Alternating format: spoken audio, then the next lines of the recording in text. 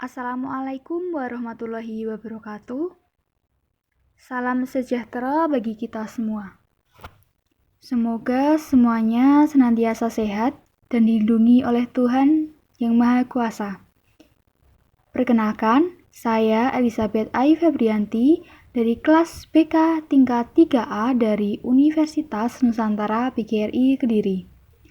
Dalam video kali ini adalah untuk memenuhi ujian akhir semester Gasal mata kuliah pengembangan pribadi konselor. Untuk itu, mari yuk tonton terus videonya. Baik, untuk yang pertama, saya akan menjelaskan karakteristik konselor. Di sini ada 3 karakteristik konselor yang saya jelaskan. Yang pertama, cognitive complexity. Cognitive complexity ini secara umum, kognitif yang berarti potensi intelektual yang terdiri dari beberapa tahapan, yaitu pengetahuan, pemahaman, penerapan, analisa, dan evaluasi. Kognitif berarti persoalan yang menyangkut kemampuan untuk mengembangkan kemampuan rasional atau akal. Kognitif kompleksitas adalah nalar atau proses berpikir, yaitu kemampuan dan aktivitas otak untuk mengembangkan kemampuan rasional oleh konselor, di mana konselor harus dapat melihat suatu persoalan secara utuh. Kemampuan dalam memaknai suatu persoalan secara menyeluruh tidak hanya terfokus pada unsur sebab akibat saja. Kemudian, pemanfaatan cognitive complexity. Yang pertama, konselor dapat menyadari dan memahami bahwa mereka memiliki kemampuan untuk berpikir dengan kesadaran super yang dapat dikembangkannya menjadi lebih baik. Yang kedua, konselor dapat berpikir dengan lebih efisien. Memikirkan untuk apa mereka berpikir jika mereka mampu melihat proses mental yang terjadi dalam setiap keahlian yang mereka miliki, sehingga mereka memiliki kesempatan untuk menyadari, mengukur, dan mengontrol keterampilan berpikir yang dimilikinya. Kemudian, konselor dapat melatih keterampilan berpikir atau mind skills yang dimilikinya. Sebaik mereka melatih keterampilan komunikasi atau penguasaan teori-teori konseling yang ada, sehingga pada akhirnya mereka dapat mengembangkan keterampilan konseling yang mereka miliki dengan lebih tepat dan efektif. Kemudian karakteristik konselor yang kedua yaitu psychological adjustment. Menurut Witten dan Layat pada tahun 2006 menyebutkan bahwa psychological adjustment merupakan proses psikologis yang dilakukan oleh individu dalam mengatur atau mengatasi kebutuhan dan tantangan dalam kehidupannya sehari-hari. Jadi, psychological adjustment ini dapat diartikan sebagai proses psikologis berupa respon afektif untuk mengatasi tantangan dan memenuhi kebutuhan dalam kehidupannya sehari-hari, dalam kehidupan host kultur agar dapat mencapai kesejahteraan.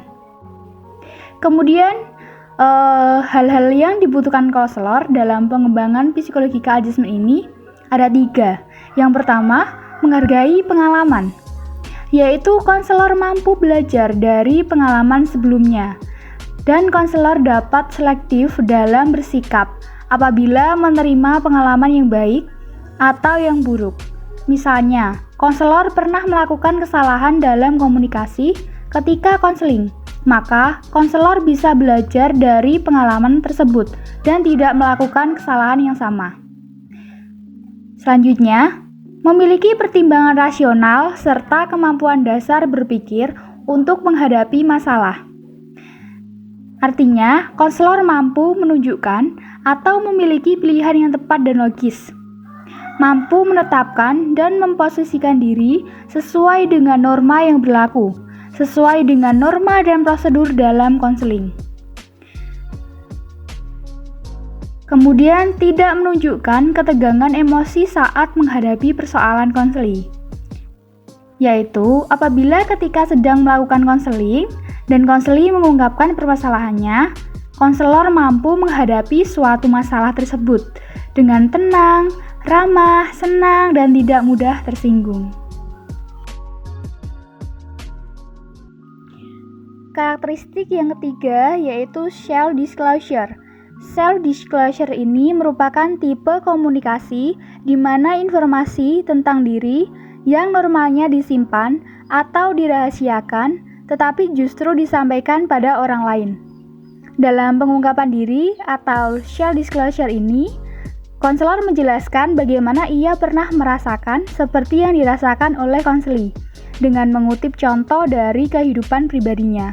Sehingga konseli mengerti bahwa konselor pernah memiliki pengalaman serupa dan benar-benar memahami perasaannya. Kemudian saya akan menjelaskan tentang pengambilan keputusan yang etis dan tahapan pembuatan keputusan etis. Menurut teman-teman, apa sih pengambilan keputusan yang etis itu? Baik, pengambilan keputusan yang etis ini adalah menurut Charlson, Kalmar, dan Wedgwood pada tahun 2002, pengambilan keputusan etis ini adalah sebagai suatu proses yang dilakukan individu-individu dengan menggunakan dasar pemikirannya untuk menentukan apakah suatu isu tertentu adalah benar atau salah. Kemudian, tahapan pembuatan keputusan etis. Yang pertama ada model ethical problem solving bond. Di sini ada 5 model ethical problem solving bond. Yang pertama menghasilkan deskripsi singkat tentang permasalahan atau dilema. Kemudian mempertimbangkan siapa yang bertanggung jawab untuk menyelesaikan masalah. Kemudian mempertimbangkan semua ketika yang relevan dan bimbingan yang legal. Mengidentifikasi semua kemungkinan jalan tindakan. Dan yang terakhir, mengevaluasi hasilnya. Tahapan pembuatan keputusan etis yang kedua yaitu model ethical decision making Corey and Corey. Di sini ada beberapa model ethical decision making Corey and Corey. Saya akan menjelaskannya. Ada mengidentifikasi permasalahan, kemudian menerapkan pedoman etik, menentukan sifat dan dimensi-dimensi dan mencari konsultasi, menghasilkan berbagai kemungkinan rangkaian tindakan, mempertimbangkan berbagai kemungkinan konsekuensi dari semua opsi, dan menentukan rangkaian tindakannya, mengevaluasi rangkaian tindakan yang dipilih, terakhir mengimplementasikan rangkaian tindakan tersebut. Kemudian saya akan menjelaskan dimensi-dimensi konfidensialitas dalam praktik konseling. Konfidensialitas adalah status seseorang dalam kejadian ataupun hal tertentu, ataupun keadaan yang mana tidak bisa dibocorkan ataupun tertutup dari orang lain. Bagi pihak yang memang tidak ada gunanya ataupun kepentingan, bahkan akses baik meliputi hal yang bersifat verbal dan non-verbal, baik lisan ataupun tulisan, baik disengaja ataupun tidak disengaja, demi alasan tertentu. Kemudian ada beberapa dimensi konfidensialitas, di antaranya yang pertama, kemampuan untuk menyimpan rahasia merupakan perwujudan otonomi individu. Ini merupakan seorang yang harus dianggap mampu dalam menyimpan rahasia.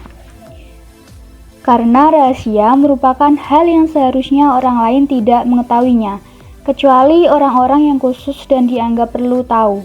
Jika seseorang itu tahu dan dia membeberkan konfidensialitas tersebut, bukan hanya pihak lain yang dirugikan, tetapi bisa juga menimbulkan permasalahan bagi dirinya sendiri, baik dalam waktu jangka pendek maupun waktu jangka panjang. Kemudian, setiap orang butuh ruang pribadi. Setiap manusia membutuhkan ruang di mana dalam ruang itu cukup hanya dirinya saja yang tahu.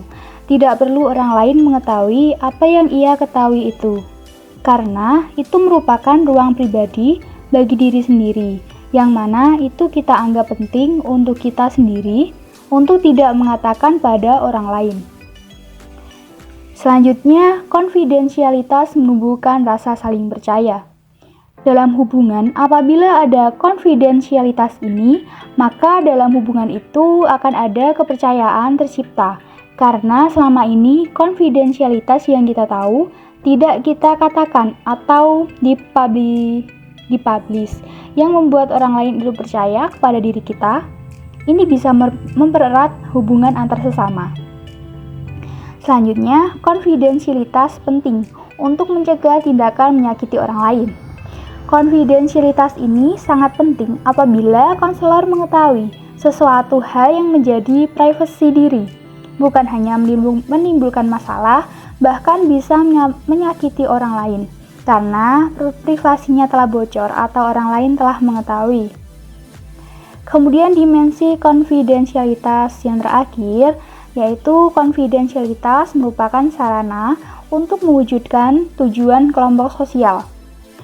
Jika ada konfidensialitas, tujuan kelompok sosial lebih mudah tercapai karena tidak ada konfidensialitas yang tercemar, yang membuat terhambatnya kelompok sosial. Dengan menahan konfidensialitas ini, maka hubungan dan kedekatan kelompok sosial ini terjaga dan tanpa ada masalah.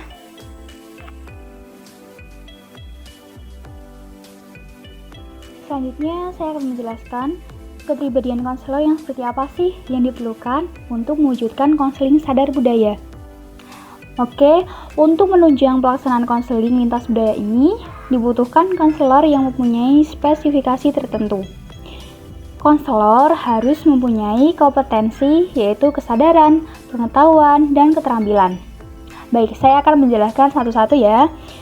Untuk yang pertama, ada kesadaran. Konselor harus benar-benar mengetahui perbedaan yang mendasar antara konselor dengan konseli yang akan dibantunya.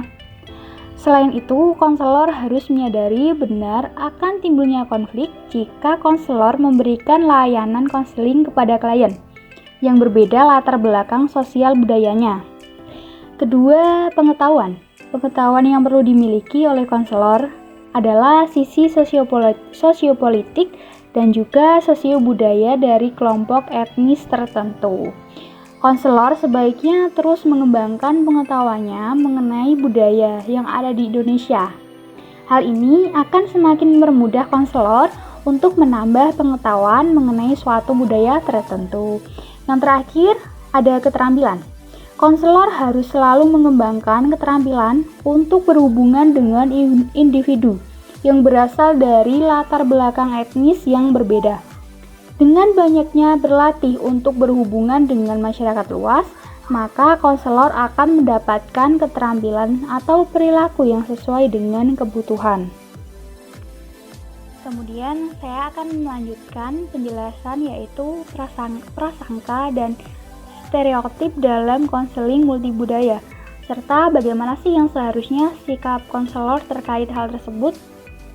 Baik, saya akan menjelaskan bahwa prasangka ini adalah anggapan yang kurang baik mengenai sesuatu sebelum mengetahui, menyaksikan, atau menyelidiki sendiri.